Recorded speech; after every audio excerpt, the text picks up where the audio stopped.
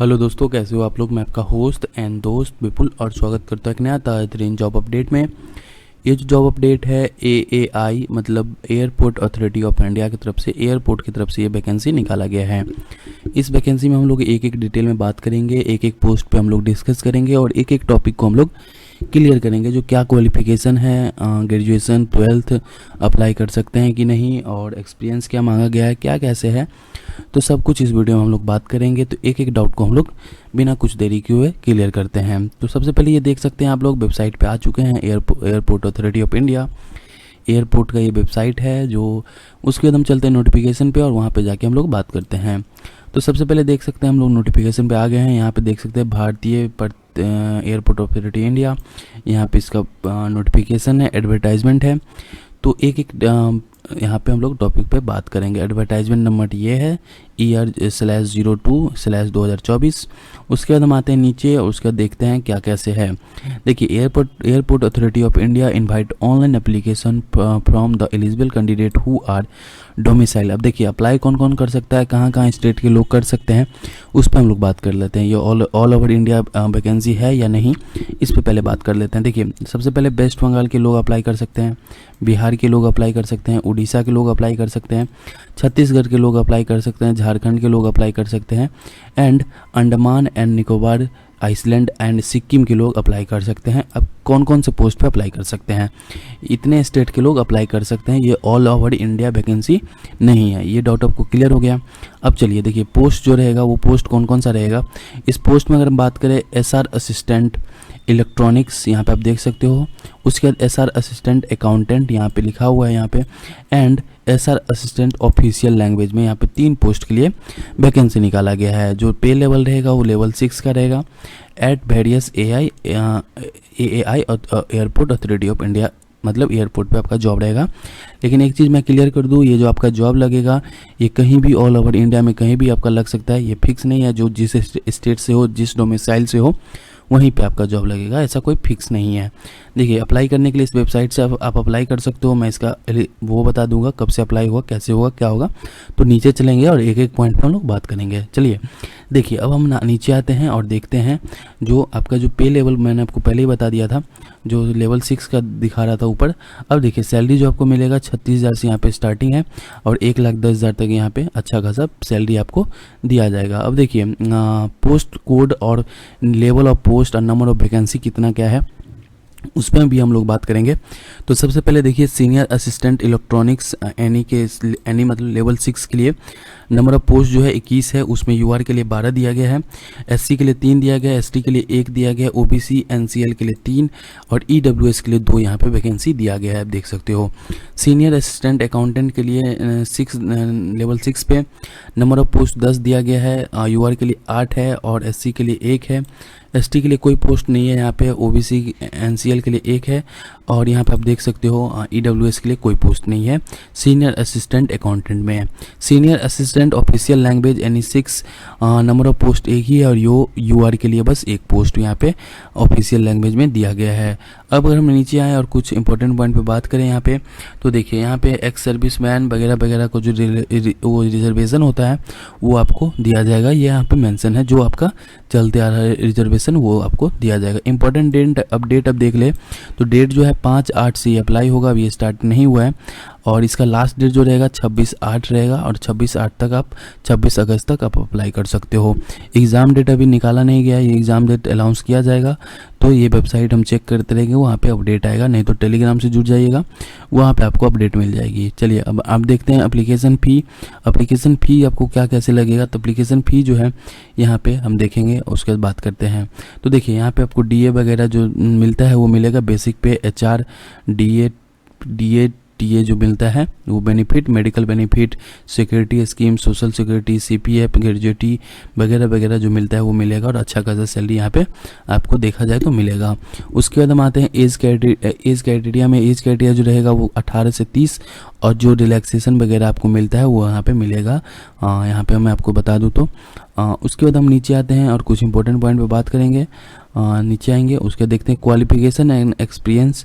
Qualification जो मांगा गया है SR असिस्टेंट इलेक्ट्रॉनिक्स क्वालिफिकेशन अगर हम देख ले तो यहाँ पे क्वालिफिकेशन जो लिया गया है, डिप्लोमा इन इलेक्ट्रॉनिक्स होना चाहिए आपके पास, या टेलीकम्युनिकेशन या रेडियो इंजीनियर आप होने चाहिए। उसके बाद एक्सपीरियंस देखें तो 2 ईयर का एक्सपीरियंस होना चाहिए, रिलेवेंट में होना चाहिए आपका डिसिप्लिन में। रिलेवेंट डिसिप्लिन मतलब हो गया, अगर आप डिप्लोमा इन इलेक्ट्रॉनिक्स किए हैं तो इसमें आपके पास 2 साल का एक्सपीरियंस होना चाहिए, या टेलीकम्युनिकेशन में किए हैं तो उसमें आपके पास 2 साल का एक्सपीरियंस होना चाहिए, ठीक है। उसके बाद आते हैं एसआर अकाउंटेंट में आपके पास क्वालिफिकेशन क्या मांगा गया है, बीकॉम होना चाहिए with computer literacy in test MS office, मतलब आपको एमएस ऑफिस का नॉलेज होना चाहिए, या आप बीकॉम किए हो, मतलब बीकॉम और एमएस ऑफिस का नॉलेज होना चाहिए, कंप्यूटर का नॉलेज होना चाहिए। एक्सपीरियंस आपसे मांगा गया है रिलेवेंट ट्रेड में, रिलेवेंट डिसिप्लिन में, तो आप अगर बीकॉम किए हो अकाउंटेंट में आपके पास वो ग्रेजुएट मतलब एक्सपीरियंस होना चाहिए 2 साल का, ठीक है। उसके बाद हम आते हैं तीसरे पोस्ट पे, official language SR assistant official language पे। तो इस पे एक ही पोस्ट है, यूआर के लिए पोस्ट है, master in Hindi with English as subject as graduation level, और master in English with Hindi as a subject as graduation level, master in any subject apart from Hindi English from recognised university along with Hindi English compulsory option subject at graduation level, मतलब master degree आपके पास basically होना चाहिए। इसमें कोई experience यहाँ पे मैं अगर बात करूँ तो रिलेवेंट ट्रेड में आपके पास एक्सपीरियंस यहाँ पे होना चाहिए। In additional to qualification criteria computer literacy in test in MS office का नॉलेज आपके पास होना चाहिए, इसमें भी मांगा गया है एसआर असिस्टेंट ऑफिशियल लैंग्वेज में भी। उसके बाद हम नीचे आते हैं, कुछ इंपॉर्टेंट पॉइंट देखेंगे। उसके बाद अगर हम बात करते हैं तो सिलेक्शन प्रोसेस और सिलेबस का, तो यहाँ पे देखिए सिलेक्शन प्रोसेस जो रहेगा यहाँ पे सीनियर असिस्टेंट इलेक्ट्रॉनिक्स के लिए 70 क्वेश्चन जो रहेगा आपका relating education qualifications prescribe the post, मतलब उससे रहेगा, और 30% जो रहेगा general knowledge, general intelligence and general aptitude English से रहेगा यहाँ पे। उसके बाद सीनियर असिस्टेंट फाइनेंस में अगर हम देखें 70 क्वेश्चन जो रहेगा एज सब्जेक्ट रिलेटिंग, जिस सब्जेक्ट से ये है उससे आपका क्वेश्चन रहेगा, और 30% जो रहेगा general knowledge, general intelligence and general aptitude से यहाँ पे क्वेश्चन रहने वाली है। उसके बाद हम बताएं सीनियर असिस्टेंट और ऑफिशियल लैंग्वेज के लिए 50 क्वेश्चन जो रहेगा सब्जेक्ट रिलेटिंग रहेगा, और 50 क्वेश्चन जो रहेगा general knowledge and general intelligence, general aptitude और इंग्लिश से यहाँ पे क्वेश्चन रहेगा। उसके बाद अगर हम आते हैं यहाँ पे तो मिनिमम पासिंग मार्क जो यूआर के लिए 50% है, ईडब्ल्यूएस के लिए 50% है, ओबीसी एनसीएल के लिए 50% है, एक्स सर्विसमैन कैंडिडेट के लिए 40%, एससी एसटी के लिए 40% यहाँ पे मेंशन किया गया है। The total mark will be 100 and the duration of written test will 2 hour, मतलब 200 मतलब 100 मार्क का एग्जाम होगा, 2 घंटे का आपको टाइम दिया जाएगा, यहाँ पे क्लियर मेंशन कर दिया गया है। उसके बाद हम नीचे आते हैं, देखिए यहाँ पे पूरा क्लियर मेंशन किया गया, written exam computer based CBT होगा आपका 100 मार्क का, ड्यूरेशन जो रहेगा 2 आवर का यहाँ पे रहेगा। उसके सिलेबस पे हम बात करें तो सिलेबस जो रहेगा 70% जो क्वेश्चन रहेगा ऑन सब्जेक्ट रिलेटिंग, जो सब्जेक्ट से आप जिस फॉर्म के लिए अप्लाई कर रहे हो उसी सब्जेक्ट से आपका 70% क्वेश्चन रहेगा, और 30% जनरल नॉलेज, जनरल इंटेलिजेंस और जनरल एप्टीट्यूड से आपका क्वेश्चन रहेगा। मिनिमम पास मार्क मैंने आपको बता दिया है। उसके बाद हम आते हैं इस पॉइंट पे, देखिए appointment is based on CBT merit list, बस एक ही एग्जाम होगा आपका, सीबीटी होगा, उसके बाद आपका सिलेक्शन किया जाएगा वहीं से। उसके बाद आपका देखिए 12 वीक का ट्रेनिंग रहेगा, मतलब वो ट्रेनिंग रहेगा, एब इंटू ट्रेनिंग यहाँ पे लिखा हुआ है, एब इंटू ट्रेनिंग 12 वीक का, on the job training for the period 4 week यहाँ पे रहने वाली है। मतलब इसमें कहने का मतलब है 12 वीक का वो रहेगा आपका अब ट्रेनिंग, और जॉब रिलेटेड जो ट्रेनिंग रहेगा वो 4 वीक का रहेगा यहाँ पे, जिसमें आपको स्टाइपेंड जो मिलेगा वो 25,000 यहाँ पे पर मंथ दिया जाएगा। अब एक चीज़ यहाँ पे बॉन्ड एक आपसे लिया जाएगा, वो बॉन्ड क्या कैसे है वो मैं आपको बता देता हूँ, इसका मतलब क्या होता है।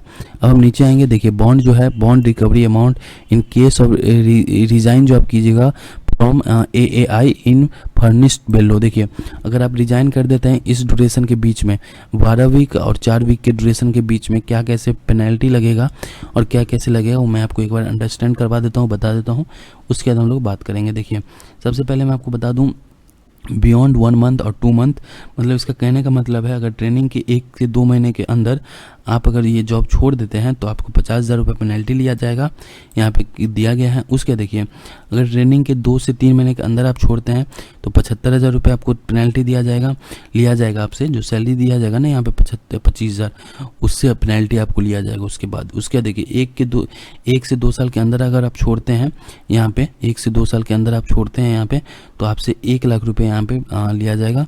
और उसके बाद देखिए 2 से 3 साल के अंदर आप छोड़ते हैं तो आपसे यहाँ पे 1 लाख रुपये लिया जाएगा। और उस यहाँ पे जो 1 लाख लिया जाएगा। और उसके बाद देखिए यहाँ पे जो लिखा हुआ है ट्रेनिंग के 1 साल के अंदर आप छोड़ते हैं तो 3 लाख यहाँ पे लिया जाएगा, अप टू 1 ईयर।